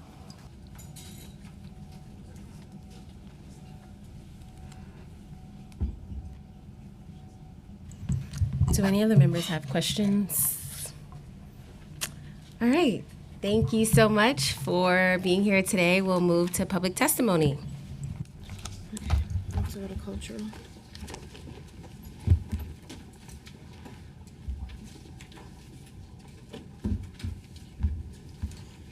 Oh, sorry. Thank you. And you've been so nice to us, but it's just a lot of work. Yeah. Thank you. The information you said you want to hear when you're coming to community board. I was trying to hope I could get it, but I took your name down. So yes, get it to my office. Thank you. Appreciate it. Can I get your email address for Councilmember Lewis, just for it's about the trees inside the I've already.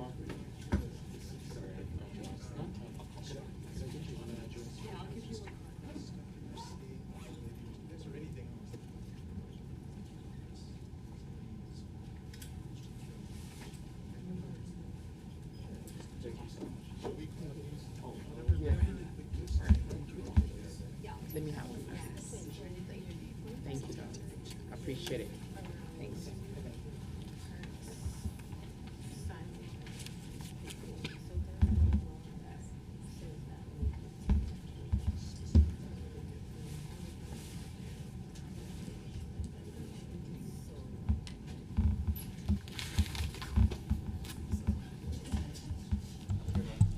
We will now turn to public testimony. Each panelist will be given 2 minutes to speak. For panelists testifying in person, please come to the dais as your name is called and wait for your turn to speak. For panelists who are testifying remotely, once your name is called, a member of our staff will unmute you and the Sergeant-at-Arms will give you the go-ahead to begin. Please wait for the Sergeant to announce that you may begin before delivering your testimony. I would like to now welcome Alex Gregor, Raul Rivera, and Christopher Leon Johnson to testify.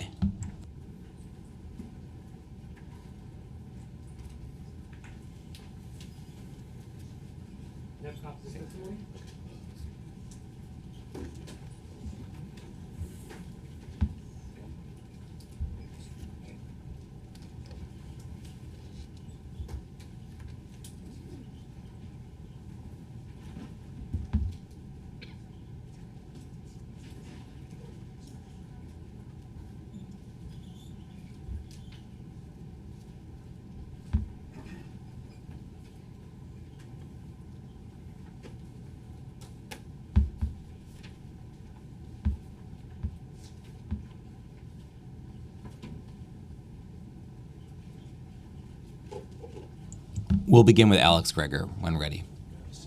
Sure.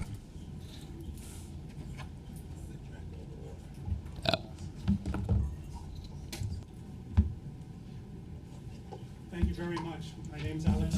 If you could just put the microphone on. Thank you very much. Thank you very much. My name is Alex Greger. I live in Brooklyn. I wanted to talk to you about sidewalks and accessibility and maintenance. It is my belief that maintenance, including snow removal and ice removal on sidewalks in the city's right-of-way, should not be the responsibility of private property owners. And in fact, sidewalks are covered by the Americans with Disability Act. Maintenance of sidewalk is among services, programs, and activities that public entities must make accessible. We all know Mayor de Blasio had a long fight with trying to make the street corners accessible for people with disabilities and regular people too. It's not just about disabilities. So I've given you some information. The system, folks, I don't see it working. I heard some very good questions. In my area in Brooklyn, I've seen bad spots that have taken years and still not addressed. I think the curbs need to be addressed. I support you telling the DOT to do that. But the sidewalks themselves are the responsibility of the municipality. Putting it on the homeowner is just wrong, and it doesn't work. What kind of contractor is doing the work? Is he paying prevailing wage? If you work on a city street, you're supposed to be paid a prevailing wage. Do we know what exactly they're doing? Is it a good repair? It's not working. We need to be able to take care of the basics. It's not just in my area in Brooklyn. I travel the areas. My background is I'm a trainer for safety and road construction and work zones and pedestrian safety. And we need to do more. We need to get back to the basics and make it work. The streets are dirty. There's weeds coming out of the planters that are 4.5 feet tall. The trees, as the councilman mentioned, they should be handled by the DOT, not by the parks. It gets back and forth. Waiting 75 days when you receive prior notice to make a repair, I don't know how the courts would look at that. I was in Public Works, and I don't know if that's an appropriate amount of time to take action. If the city goes out and puts barricades out, they pretty much own that problem, and they should address it. We should make it simple, and we shouldn't put the burden on the homeowners. That's what I have to say. Any Thank you. questions? No. Thank you so much for your testimony. All right. Hey, thank you. My name is Christopher Leon Johnson. Good morning, everybody. But first off, I want to give my get well soon to Jacob Purley. You know, he was unfortunately hit by a car in Union and Fifth Avenue. So we have to give this man the proper get well soon from everybody in New York City. Hope this man get out of his coma and, you know, does his thing in Burr Rosen again. All right, so I want to talk about this right now, about this roadway stuff. You know, this is my thing. I'm on Twitter, I'm on social media. I see a lot of potholes and I see a lot of cracks on the street and I report them. And the problem is the DOT don't care. They don't bother to address the situation until someone get hurt. But it's too late for that because now you got to pay out millions of dollars in settlements. But I think that the DOT, especially Yandis Rodriguez, should be able to like start addressing more of the cracks on the streets and more of the potholes. And like I said, this man said about the sidewalk situation when social media, people report this on social media, instead of listening to Transalt. I think that money should be invested more into street repairs instead of pointless bike lanes, helmets, and cultural activities the DOT is doing. So the thing is, like, they got to start listening more to the people. That's my opinion. Instead of listening to special interest. That's the reason why, like, the city's all messed up with the streets being over with potholes like that, because they only listen to special interest. When a special interest complains to the DOT, they write on it. But a regular person like me complains, they don't even care. Even they tell, well, report to 311. They don't even respond to 311 request unless I'm like a member of Transalt. So my thing is, well, the DOT got to start listening to people more about this stuff. and that's it. Thank you. Thank you for your testimony. Is there a chance just to add? Thank you so much. 10 seconds? 5 seconds. 5 seconds. It's the right thing to do to take care of the sidewalks. It's the fabric of the city. We talk about user groups. There's millions of people a day on the sidewalks. I'm here primarily because I'm afraid that budget cuts and, Americans with disabilities does not consider that you don't have manpower, woman power, money power. Those are no excuses not to take care of the responsibility that is laid out in the Americans with Disability Act. This goes back to 1990, so it's nothing new. I would seriously ask you to try to do something. I'm motivated and I have the time. Thank you very much. Thank you. Thank you all. We'll now move on to Zoom testimony. We'll begin with Eric McClure, followed by Faye Hill. You may begin. Thanks very much. Good morning. My name is Eric McClure. I'm the Executive Director of Streets PAC. Councilmember Williams, thanks for the opportunity to testify. I wanted to express our support for Intro 1077.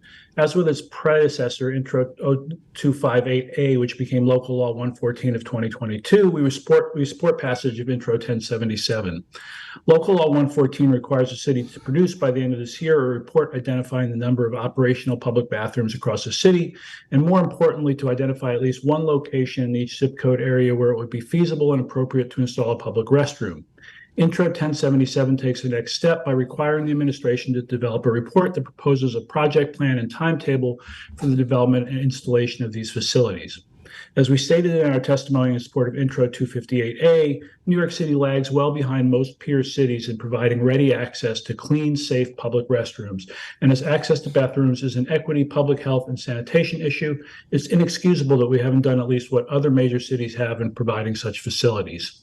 Intro 1077 builds on this effort by requiring development of a project scope and identification of estimated costs, possible funding sources, and appropriate maintenance schedules for such facilities. Public restrooms are important infrastructure, and we urge swift passage of this bill. As for Intro 0905, while the intent is laudable, we think that it may be overly prescriptive. Ensuring that street resurfacing projects are completed in a timely manner is important, but the bill's 2-week time frame seems too short, given the types of infrastructure issues that can crop up once a street has been milled. And we believe the more important issue with street work is ensuring to the greatest extent possible that newly paved streets aren't shortly torn up again, a situation that may be exacerbated by a shortened completion window. We also believe the notification requirement is potentially burdensome. However, an area in the resurfacing process in which you'd like to see significant improvement is in the speed of remarking streets once new asphalt has been laid down. While there may be a curing period, far too often it takes weeks, if not months, for streets to be restriped, and the failure to quickly redraw crosswalks, bike lanes, and even parking markings can create dangerous situations for pedestrians and cyclists. If anything, we prefer to see legislation requiring the expediting remarking. Lastly, I'll wrap up. I just want to note on Intro 596, we also believe the legislation is well-intentioned, but we're not convinced that it's necessary given existing coordination between the curb and the sidewalks and resurfacing teams. Thank you very much. Thank you. Thank you. We'll now move on to Faye Hill, followed by Glenn Belaski. You may begin. Good morning. My name is Faye Hill. I'm the district leader for community for Assembly District 31B, and I'm glad to be on this call. And I give my kahoot to my my councilwoman, Savina Brooks Powers. The reason for my testimony is addressing DOT and the delay in having something done on our streets. For example, I put in an order in for my street from the North Hondrick Avenue, Francis Lewis to Springfield Boulevard to have it just re-chalked or what we for white marks, because the traffic and driving on that street it's very dangerous. And they sent me a response saying that they have a capital budget, SE 824. Most of the time when the capital budgets It takes years for them to even initiate. And now just to pave the street for a temporary time and to have it re-chalk and white or whatever they call it is very, very frustrating, especially for motorists driving along that corridor. And I would like to have that done. And I'll also address this issue to the speaker, I think from DOT, her name is Margaret, where we talk about the sidewalks. Parks Department comes out and they put a grade on the level of the danger of the sidewalk. And then DOT comes out and gives us a violation. We need to address this violation. And the agency has to work together. DOT or Parks Department work together, not giving the homeowners violation because of the sidewalk that's been hazardous from the tree roots. And that needs to be addressed. Also, I need to get someone, because I'm also the Parks Chair for Community Board 13, Parks and Your time has expired. Okay. And I need someone to come out and speak to our community about what to do when the sidewalk is in danger for pedestrians. Thank you. Thank you. Thank you very much. We'll now move on to Glenn Belofsky. You may begin. Can you hear me? Yes. Thank you. I'd like to thank the chair, Sylvina and Brooks Powers, her great staff, and the central staff and transportation for showing up and answering hard to answer questions. I support this legislation, all of this legislation, because we need more efficiencies and more work being done by DOT to improve the quality of our lives, to protect all people as well as the disabled. I referenced my testimony as myself, and that is my testimony. I would like to also add testimony from the 504 Democratic Club, as I'm the political director there. And that testimony is as follows. The curbs are a really, really big deal, and so are the sidewalks to the disabled community. These need to be addressed really quickly. Winter's coming. There needs to be a new emphasis on potholes, a new emphasis on repairs, because the winter is upon us. I want to thank the chair and all the council members for their help in making the city as best as it can be. Thank you so much. Thank you very much. If we have inadvertently missed anyone that is registered to testify today and has yet to have been called, please use the Zoom hand function if you are testifying remotely, and you will be called in the order that your hand has been raised. If you are testifying in person, please come to the dais. Seeing no one, I will now turn it over to Chair Williams for closing remarks.